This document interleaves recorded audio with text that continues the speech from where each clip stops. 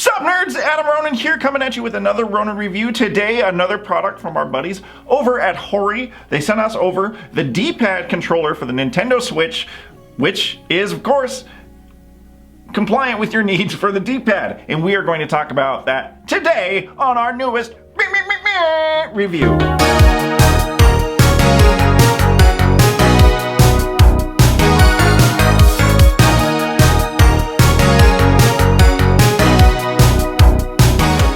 Okay guys, so we're gonna get into this because this is an interesting product, because when the Switch first came out, the biggest complaint, at least that I had, well there was a few, but the biggest one was this abomination of a directional pad that was included on the stock Joy-Con that was on the left side.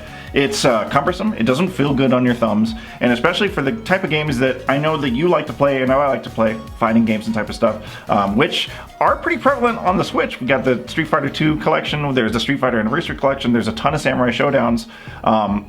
The D-pad is pretty essential, and on this stock controller, on the stock Joy-Con, not good at all. So if you really wanted to get the most out of those games, you would have needed to get the Pro controller, which is another $70. So if you wanted to play right out the gate, you were stuck with bloody thumbs. In comes HORI with this new product that is right now retailing for $20 that you can get on all kinds of places, Target, Amazon, GameStop, all kinds of places. They have made a remarkable improvement in adding a physical actual D-pad. So let's talk about the build of this, because that's obviously the biggest selling point of this. Now, if you were to buy this, one thing that you need to note is in this box is one D-pad controller. It's not a Joy-Con, mind you, and it's not a replacement for the Joy-Con. It is a D-pad controller, just for the left side. As you can see, there is no right side matching component to this. And if you compare the two, you'll notice the first thing right off the bat, it is a lot lighter, and that is because of a lot of missing features that are inside of it, and we'll get to those here in a minute. But the first thing you'll note is the weight. Very, very light.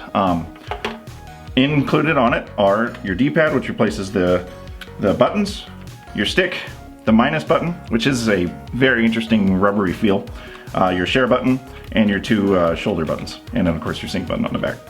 The cool thing about this that I thoroughly enjoy about it is the aesthetic. So the build quality of the plastic is like this smoky translucent that you'd actually find that's kind of very in genre of what you would find on controllers, especially on Nintendo products like Nintendo 64 translucent controllers. They do have a little bit of that here. It's a different plastic, a little bit of a cheaper plastic than you'll find on the first party Joy-Con. But what is the selling point about this is the visual aesthetic of the graphics. So we have the three different kinds here. There is a Super Mario version, which has this red translucent and has like Mario doing all kinds of stuff, looking Mario-y, adventure to the wild, all kinds of cool stuff that's on this. Then you have this beautiful Zelda one, which got this gold inlay, all the Triforce graphic and all kinds of stuff. That is super attractive on here. And then you've got the Pokemon one with Pikachu and stuff on the front. Cool, not my jam, because these are my boys right here, if you know what I'm saying.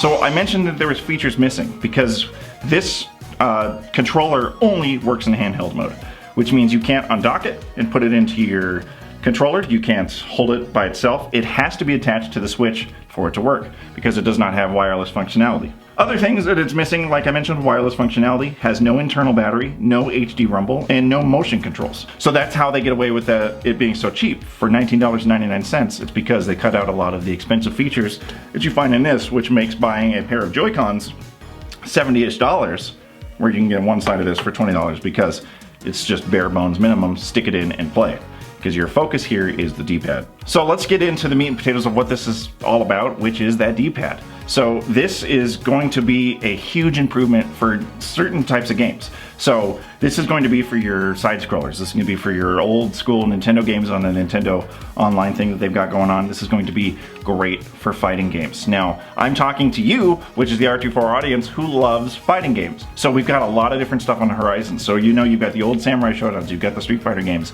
But upcoming, we have Mortal Kombat 11 that's coming out. You got Samurai Showdown 2019 that's coming out. Those are going to be your two huge selling points for this controller, because you're going to be going to a local, you're going to be traveling to Evo maybe, you're going to be doing all kinds of things, and you're going to want to lab while you're on the go, while you're on a plane, while you're on the car ride all over. Stick it in and you can play without the cumbersome bleeding of your thumbs on this. Especially for Mortal Kombat 11, I think that's a focal point here, because that game is made to be a pad game. So when you're playing on the pad, you're going to be playing on the D-pad. That's going to be universal for any console. Xbox One, PlayStation 4, Nintendo Switch. You need that D-pad. And if you just want a convenience of pulling out your Switch, plugging in something and playing while you're on the go, or you're on your lunch break at work, any type of scenario, that is why this exists. This is the functionality of this. The D-pad is great.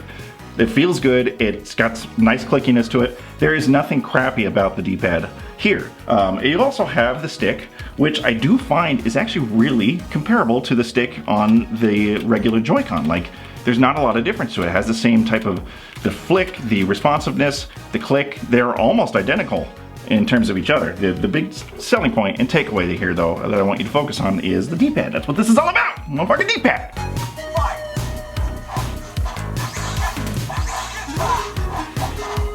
But then, of course, you've got to think about another thing that's really a huge selling point for the Switch is its bevy of classic titles. So you have like all of the old Nintendo side-scrolling games and stuff like that. You also have the Neo Geo classics that you can get. And those, of course, are older graphics, and they just look super good on the handheld portable screen. And really, if you think about it, this is a excellent portable system. The Switch's selling point is a home console that is also a portable system. But if you think about it, and a lot of people I know, including Gordy, primarily play their Switch as a portable console. And if you're like Gordy, who loves classic games, he bought a bunch of them and played them with this and had a much better time because he had a proper D-pad to play them with. So those are the selling points and the best features about this. Of course, with that, there are cons. The biggest thing about this that turns me off ever so slightly is the fact that it does not come with a counterpart. Now, that's not to say it's a bad thing, because this is designed just for the D-pad, so to make a recreation of the right side would be not cost effective, it wouldn't be worth it, but then you do end up Frankensteining your Switch together because these don't really go with a lot of the existing Joy-Cons that you have. Joy-Con in 2019 has now kind of become a collector's item. There are so many different kinds you can get. There are bright neon ones, there are the blue and pink ones, there's the regular black ones, there's all kinds of different stuff, and there are very few combinations that are going to go together with these. The black ones would go really good with this Zelda one, but if I, like, as you can see here with this neon, it just doesn't match. It just looks a little Frankenstein, which I think is its biggest turnoff here. And another thing is, there were reports about a year ago of this being a huge battery suck on the Switch, and that was an issue that HORI did know about, and they did fix that in a firmware update. So if you might see anything about that online, just know that that issue has been fixed. But that was a previous con that did exist for this, but they were on the ball, fixed it with the firmware update, and now it is good. There are reports that you can leave this on it and your Switch will only drop 2 or 3% unplayed. That's a pretty normal battery drop on this, so not a con anymore. The biggest thing is just the visual aesthetic of matching with your right side. If there was a companion right side that they could make to match these, would be really cool. I might spend an extra $20 just to have a matching set, and that's because the Joy-Cons are such a cool little collectible item that I would enjoy. It just feels weird having only half of them, you know what I'm saying?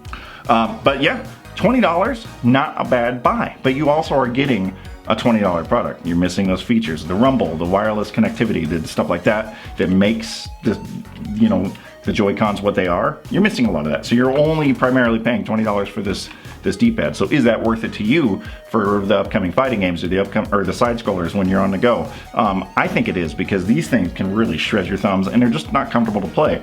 And for long play sessions, especially for fighting games and labbing, you have those long labbing sessions and a long play time, so you want that comfortability. That's what this is all about.